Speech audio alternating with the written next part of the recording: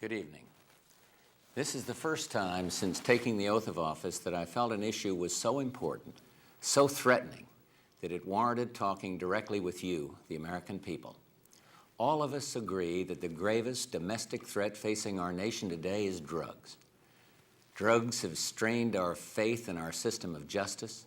Our courts, our prisons, our legal system are stretched to the breaking point. The social costs of drugs are mounting. In short, drugs are sapping our strength as a nation. Turn on the evening news or pick up the morning paper, and you'll see what some Americans know just by stepping out their front door. Our most serious problem today is cocaine, and in particular, crack. Who's responsible? Let me tell you straight out. Everyone who uses drugs, everyone who sells drugs, and everyone who looks the other way. Tonight I'll tell you how many Americans are using illegal drugs. I will present to you our national strategy to deal with every aspect of this threat, and I will ask you to get involved in what promises to be a very difficult fight.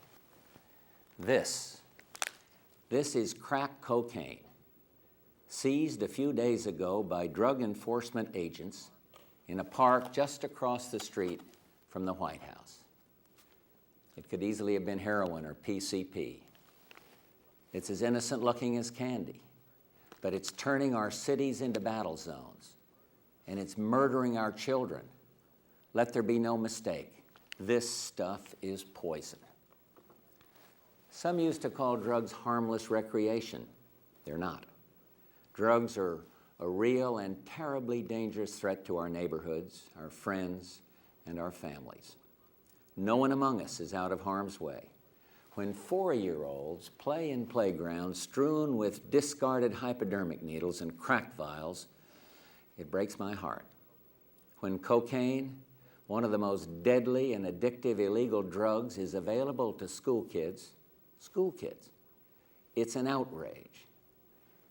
And when hundreds of thousands of babies are born each year to mothers who use drugs, premature babies, born desperately sick, and even the most defenseless among us are at risk. These are the tragedies behind the statistics, but the numbers also have quite a story to tell. Let me share with you the results of the recently completed household survey of the National Institute on Drug Abuse. It compares recent drug use to 3 years ago. It tells us some good news and some very bad news. First, the good. As you can see in the chart, in 1985, the government estimated that 23 million Americans were using drugs on a current basis. That is, at least once in the preceding month. Last year, that number fell by more than a third. That means almost 9 million fewer Americans are casual drug users. Good news. Because we changed our national attitude toward drugs, casual drug use has declined. We have many to thank: our brave law enforcement officers, religious leaders, teachers, community activists, and leaders of business and labor. We should also thank the media for their exhaustive news and editorial coverage, and for their airtime and space for anti-drug messages. And finally, I want to thank President and Mrs. Reagan for their leadership.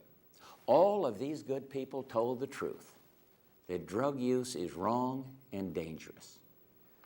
But as much comfort as we can draw from these dramatic reductions, there is also bad news, very bad news.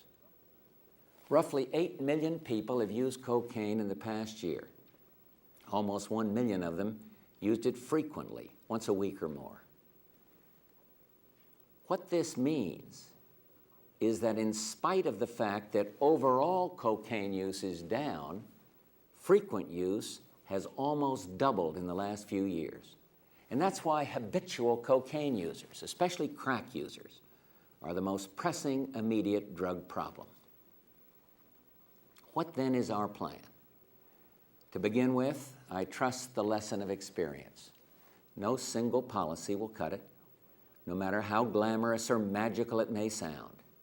to win the war against addictive drugs like crack will take more than just a federal strategy.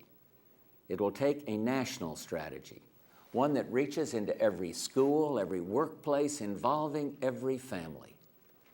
Earlier today, I sent this document, our first such national strategy, to the Congress. It was developed with the hard work of our nation's first drug policy director, Bill Bennett. In preparing this plan, we talked with state, local, and community leaders, law enforcement officials, and experts in education, drug prevention, and rehabilitation. We talked with parents and kids. We took a long, hard look at all that the federal government has done about drugs in the past, what's worked, and let's be honest, what hasn't. Too often, people in government acted as if they're part of the problem, whether fighting drug production or drug smuggling or drug demand was the only problem. But turf battles won't win this war. Teamwork will. Tonight, I'm announcing a strategy that reflects the coordinated, cooperative commitment of all our federal agencies. In short, this plan is as comprehensive as the problem. With this strategy, we now finally have a plan that coordinates our resources, our programs, and the people who run them.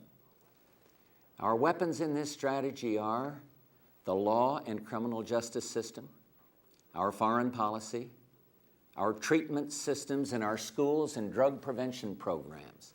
So the basic weapons we need are the ones we already have.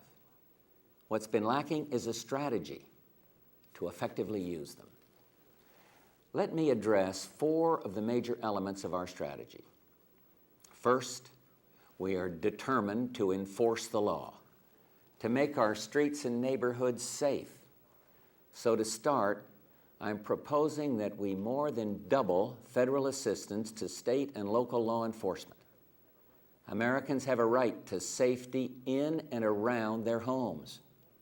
And we won't have safe neighborhoods unless we're tough on drug criminals, much tougher than we are now. Sometimes that means tougher penalties, but more often it just means punishment that is swift and certain. We've all heard stories about drug dealers who are caught and arrested again and again, but never punished. Well, here the rules have changed. If you sell drugs, you will be caught, and when you're caught, you will be prosecuted, and once you're convicted, you will do time. Caught, prosecuted, punished.